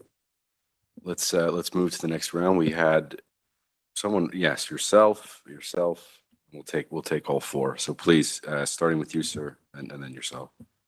Hello, my name is Alexey Bochko. I work in Riga municipality environmental department. So I want to ask who will be pay and if there is a possibility of compensating losses to both and Ukraine and country indirectly affected by war, for example, environmental terms.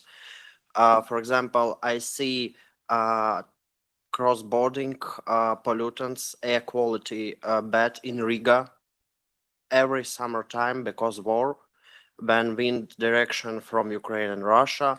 And for example, a very big problem is Black Sea. So this is big question for me. Thank you. Ma'am, in the back. Thank you very much, distinguished speakers. My name is Olena Kozhim, NGO Promote Ukraine. I have a question regarding the trust towards international institutions that are upholding the rule of law. And we all understand that the legitimacy of those institutions is crucial to make sure that the support of the Special Tribunal against Russia is getting the needed support for Ukraine. What can we do to minimize the negative impact of the basically cracking division regarding the legitimacy of ICC after the US sanctioned ICC for the prosecution of Israel? Thank you very much. We had two here, please. Thank you very much. Taking into account the egregious crimes that have been committed by Russia and the extent of those crimes, what does justice winning look like for Ukraine? If knowing that Ukraine can't afford to lose and Europe cannot afford to lose, what can we call a victory in this context? My name is Lyudmila Gritsayenko. I'm from Promote Ukraine. Now we see that a lot of armed conflicts worldwide, they reveal that the ineffectiveness of this global system created after the World War II, the system that was created for preserving peace. It was the main goal. Now we see International Criminal Court issued arrest warrants, but some European leaders go to meet Putin. So the question is, should international community reconsider this global system preserving peace, international justice system, because they are ineffective and powerless? Thank you. So I want to direct the first question about, if I understood correctly, compensation to victims from the environmental fallout of the war. And I would like to direct that towards you, Dennis, because given your OSINT analysis, you seem to have a broader scope of all the factors that are involved in this. So please. Thank you very much for that question. Though not my specialty per se, environmental damage, we have come across this issue a number of times, and this issue is most visible from not only scientific data, so on-the-ground analysis, but also satellite imagery, open source or paid satellite imagery, such as the smog, deforestation, mining, and loss of agricultural land. And the cross-border aspect of this environmental damage necessitates an approach that is either regional or international, especially within the EU legal framework. Therefore, here, the roles of civil society have to be complemented by international institutions. The EU should support NGOs and civil society who work in this field that document environmental damage, because these are also crimes, maybe not against people, but against nature, and also indirectly against people by reducing the quality of health. Thank you. The next question I want to address you, Alexandra. I mean, legitimacy of the ICC that seems to be gradually delegitimized either from internal or external pressures?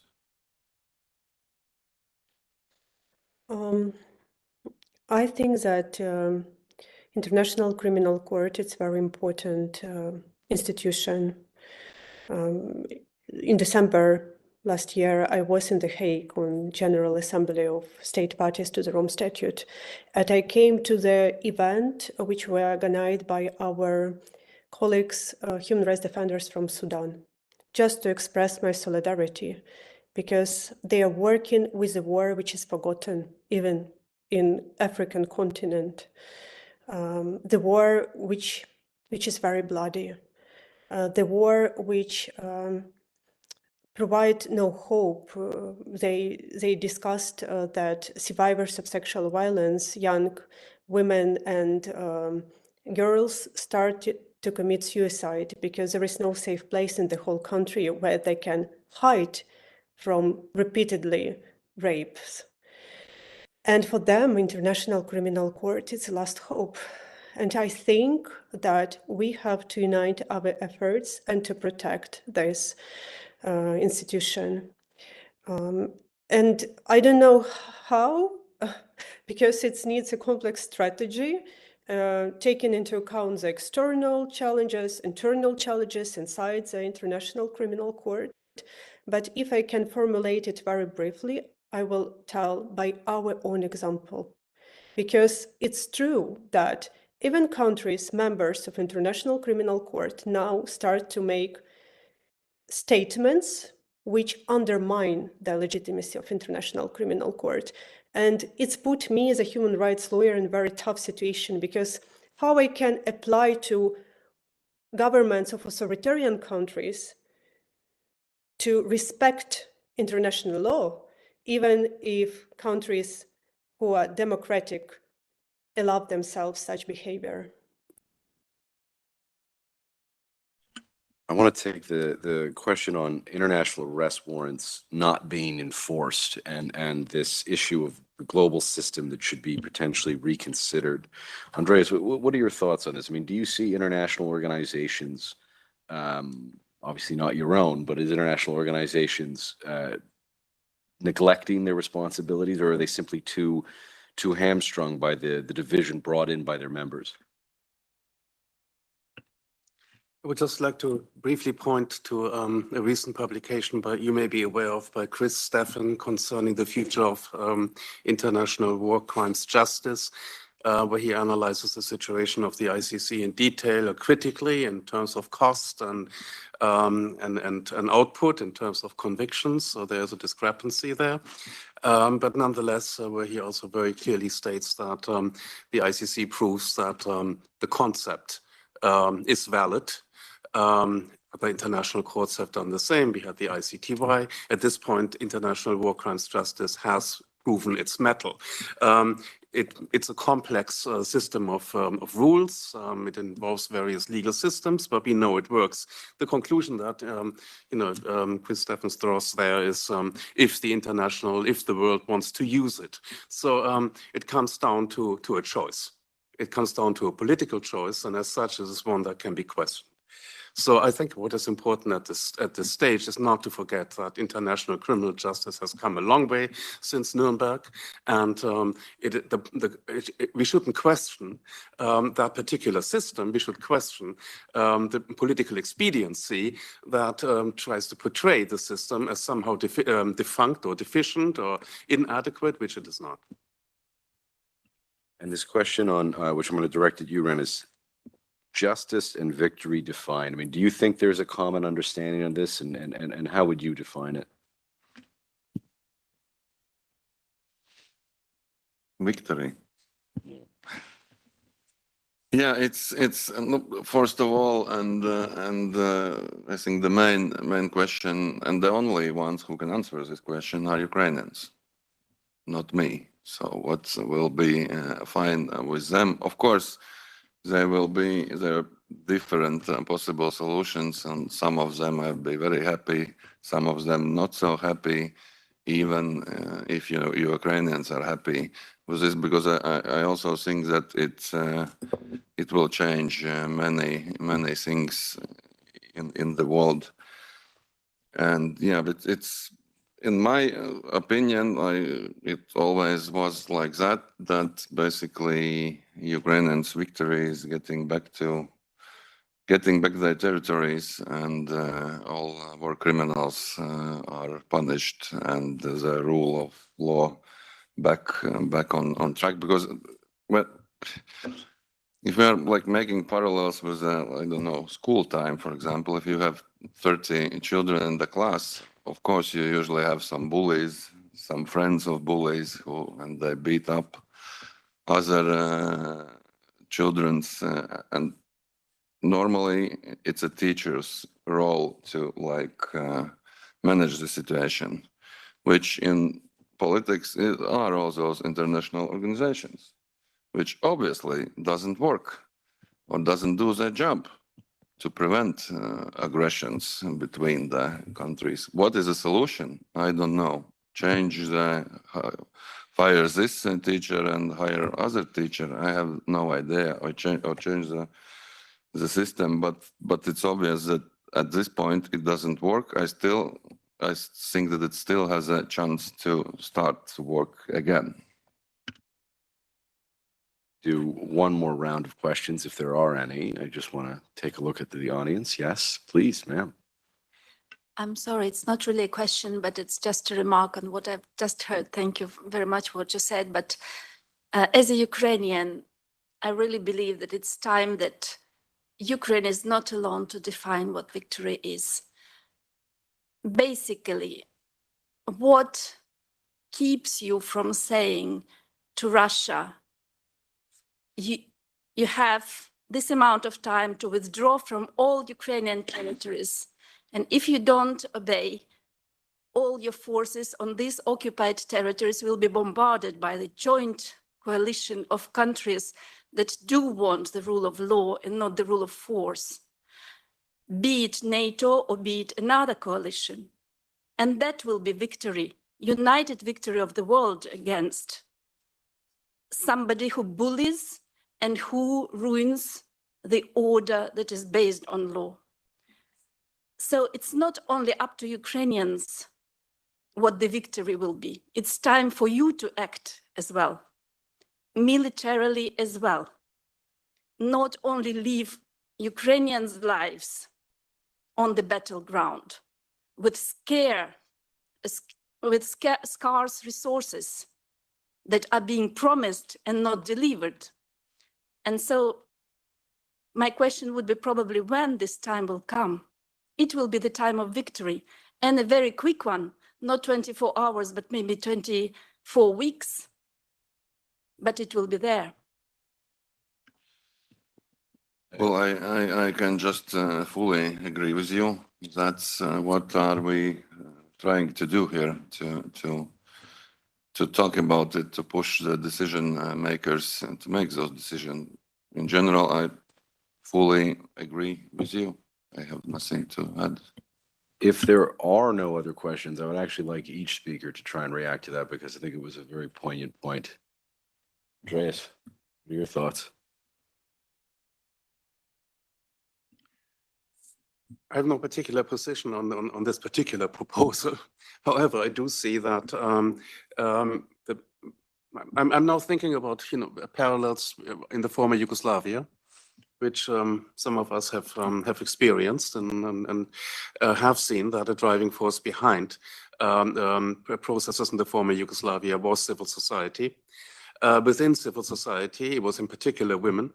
It was in particular women's association, and those who were most marginalized, often those who had lost most of their family, and certainly the men in their family. And they have we were able to witness that. And there's also a scenario where we could, and perhaps we should reinforce and follow the examples that are represented here and also on screen and in the room, provide more bridges between civil society, also towards Russia. So I think there can be an element. There are movements in Russia, there are groups in Russia, civil society organizations that do not concur with the establishment, and there can be forces here that are not only moderating, but can, in my view, also affect the level of aggression and brutality of the regime. Just by way of parallel. Thank you. Alexandra, your thoughts?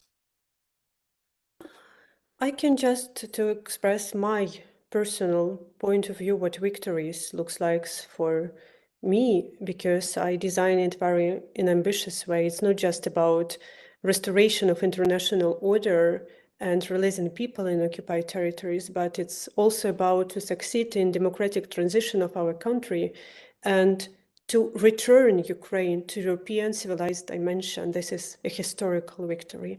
But I think that, and I very suppose the previous speaker, that it's not a question for Ukrainians, because if it's our common struggle between authoritarianism and democracy, we have to have the common vision.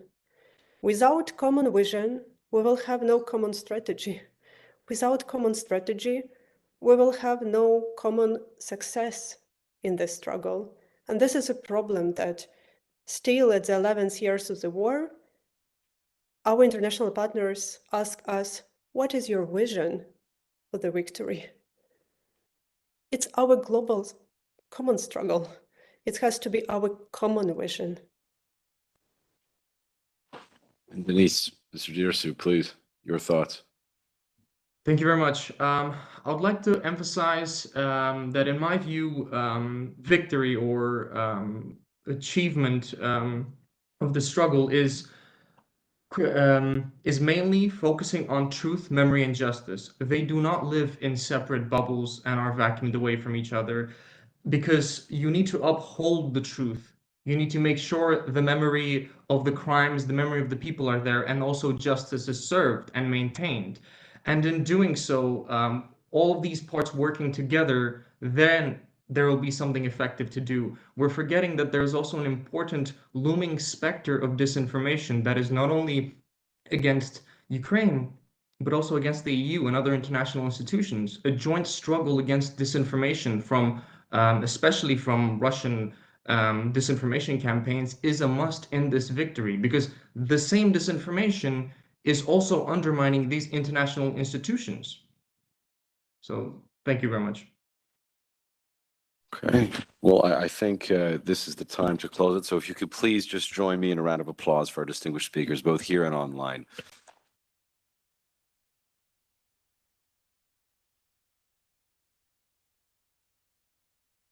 Thank you all for coming.